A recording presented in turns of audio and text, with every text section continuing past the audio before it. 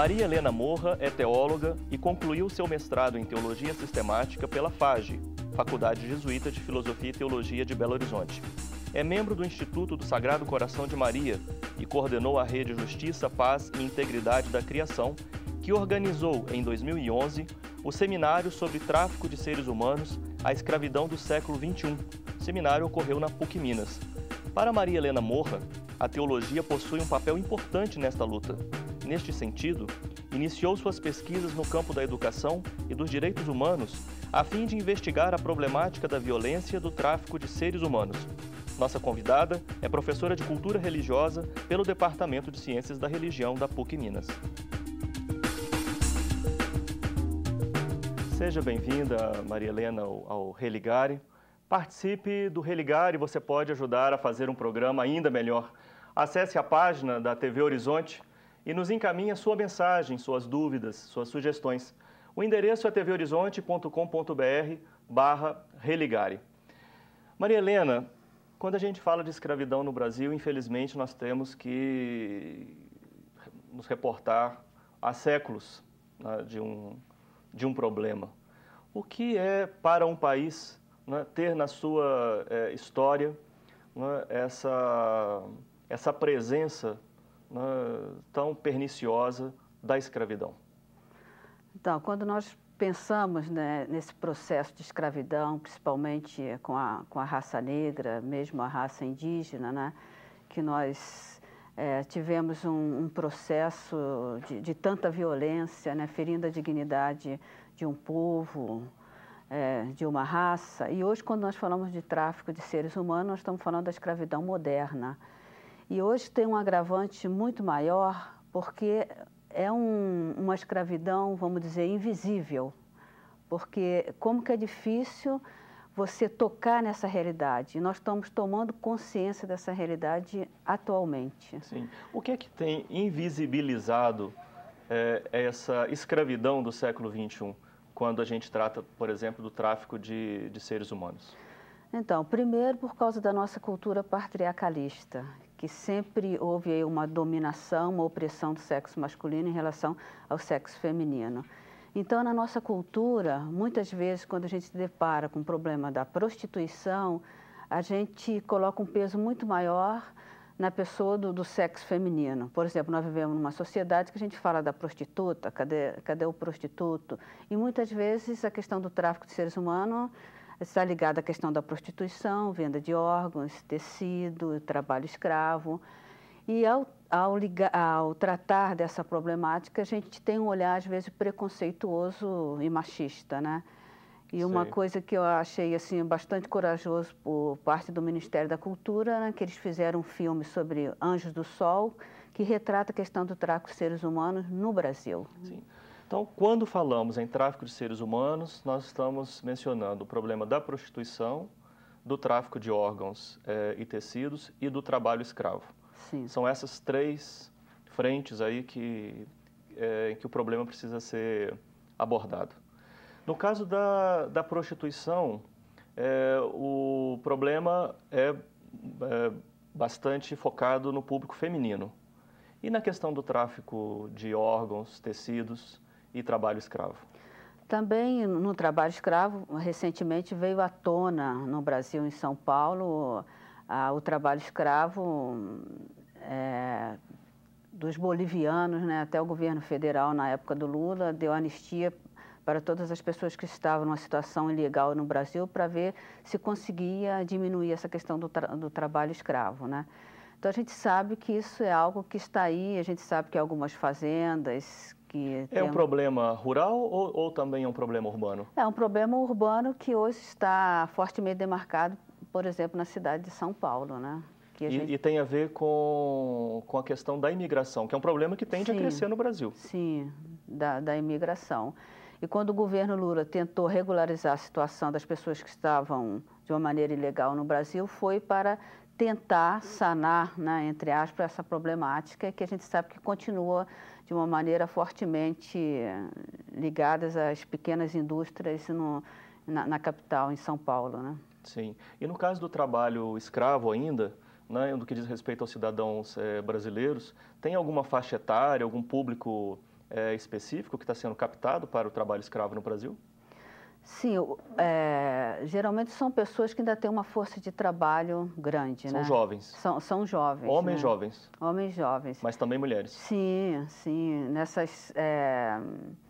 Nessas pequenas fabricretas, Ou fazendas também? Fazenda tem a presença muito grande também feminina, né? Sei.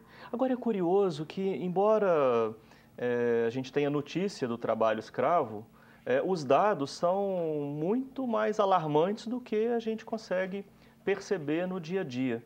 Eu insisto na pergunta, né? O que acontece no sistema de comunicação, também nos meios de formação de consciência, como universidades, escolas, que esse problema não tem a visibilidade que precisa ter? Sim, primeiro que isso é uma situação, vamos dizer, escondida, né? Nós temos mesmo uma comunidade religiosa ali no Belenzinho, em São Paulo, e a gente sabe de alguns lugares que a gente desconfia que ali as pessoas são confinadas para trabalhar no submundo da miséria, né?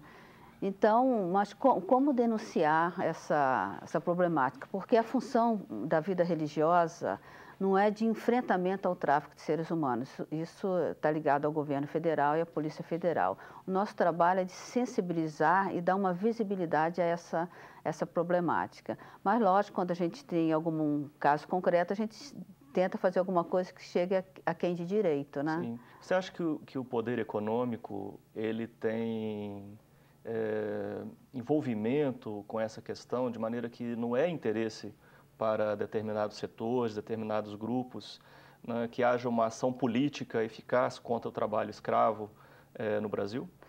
Sim, de uma certa maneira, a gente olhando assim o mundo, a gente sabe que o crescimento econômico de muitos países, né, o fortalecimento do econômico de alguns países foi em cima do trabalho escravo de muitas pessoas, né? Então, é necessário uma certa... Impérios e mais impérios foram construídos assim. Foram construídos o que não assim, justifica o trabalho escravo. Que não justifica, né? Sei. Então, há um silêncio porque isso gera uma divisa financeira muito grande. E mexer com dinheiro, você sabe que é uma questão bastante complicada, né? As pessoas não querem abrir mão do seu retorno financeiro, que é imenso, né? Sim. E quando essa questão do tráfico de seres humanos envolve a questão do tráfico de órgãos e tecidos? Como é que está esse problema, segundo o acompanhamento que você tem desse tema? Sim, recentemente nós acompanhamos o desaparecimento de muitas crianças ali em Vitória, perto da Praia do Canto, né? Até me surpreendo, porque estive lá muito recentemente para participar do congresso na Faculdade Unida de Vitória. Então, conheço ali a região. Sim, de repente as crianças estavam circulando lá e de uma hora para outra as crianças desapareceram, né? E a gente começa a suspeitar que isso está ligado à questão de tráfico de órgãos, né? E tantos outros acontecimentos que a gente vai chegando perto da experiência. Eu mesmo estive em Feira de Santana, Porto Seguro, Janaúba, Vitória, em vários lugares, falando sobre o tráfico de seres humanos. Eu fico assim impressionada à medida que a gente dá uma visibilidade a essa temática, as experiências elas vêm à tona, né? As pessoas começam a contar e começam a tomar consciência de que traficar um rim, que alguém foi cooptada para a prostituição. Então, a experiência vem à tona, porque até então a gente não sabe fazer essa leitura, a gente não tem consciência dessa realidade, né? Sim, sim. Atribuímos o problema da violência e do crime como se fosse uma questão genérica, né? A violência urbana. A gente não chega perto da raiz concreta dessa situação, né? Entendo. Agora, o outro ponto é a questão da prostituição, feminina e masculina, né? De jovens, de crianças, né? Para atender o mercado da pedofilia. E como é que é essa questão? Sim, veja só, há 3 anos atrás eu fui fazer uma assessoria numa cidade da Argentina, Porto Iguaçu. E fui assessorar até as irmãs da Assunção e elas estavam comentando que tinham saído nos jornais lá não sei se é da cidade, não sei qual foi o jornal, tinham várias meninas confinadas em buracos, presas, meninas de 11, 13 anos de idade que só podiam sair dali a hora que elas fossem com alegria para a prostituição. Então, muitas vezes a gente olha para a prostituída, bate o peso na questão moral e a gente não percebe que muitas meninas elas são traficadas, são confinadas e são obrigadas a irem para a prostituição. Para atender o mercado nacional e internacional? Sim, há uma demanda muito grande, né? E há uma impunidade, né? Sim. Então, essa problemática vai crescendo cada vez mais. Sim. E o que é mais agravante, que de primeiro hoje estão pegando meninas de 11 anos de idade, 13 anos de idade. Por exemplo, meninos, você me dizia meninos um pouco também, recentemente apareceu aí na Rede Globo, né? Descobriram aí uma gangue que ia para o Maranhão, sei lá, Alagoas, traficando meninos para a Grande São Paulo, para a questão da prostituição, da pedofilia, o homossexualismo, colocando silicone nos garotos. Né? Traz um garoto de uma cidade pequena, lá do Maranhão, ele traz para essa grande cidade de São Paulo. Né? Acaba com a vida, fere a dignidade do ser humano. Pedofilia feminina e masculina. Feminina e masculina, né? Sim, sim, sim.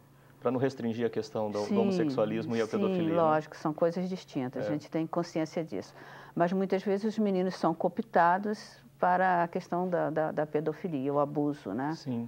E sempre, imagino que em todos esses casos, com a promessa de uma vida melhor, uma vida de riqueza. Imagino que sejam captadas pessoas em segmentos sociais com maior demanda, né, de uma condição de vida melhor, onde essa promessa acaba seduzindo um pouco mais. Sim, são captados e muitas vezes são raptados. Tem também essa problemática. Eu mesmo falando sobre essa temática no curso de Relações Internacionais, uma jovem que morou nos Estados Unidos disse que a empregada, que era brasileira, que vivia na casa dela, juntou assim muito dinheiro e deu para uma pessoa trazer os filhos do Brasil, deu consentimento à mãe. E as crianças desapareceram. Até hoje ela não teve contato com essas crianças. O Religário de hoje conversa com Maria Helena Morra sobre o seu trabalho no campo da educação e dos direitos humanos, sobre o tráfico de seres humanos, um tema urgente que a sociedade brasileira precisa assumir. Nós vamos para um breve intervalo e voltamos já.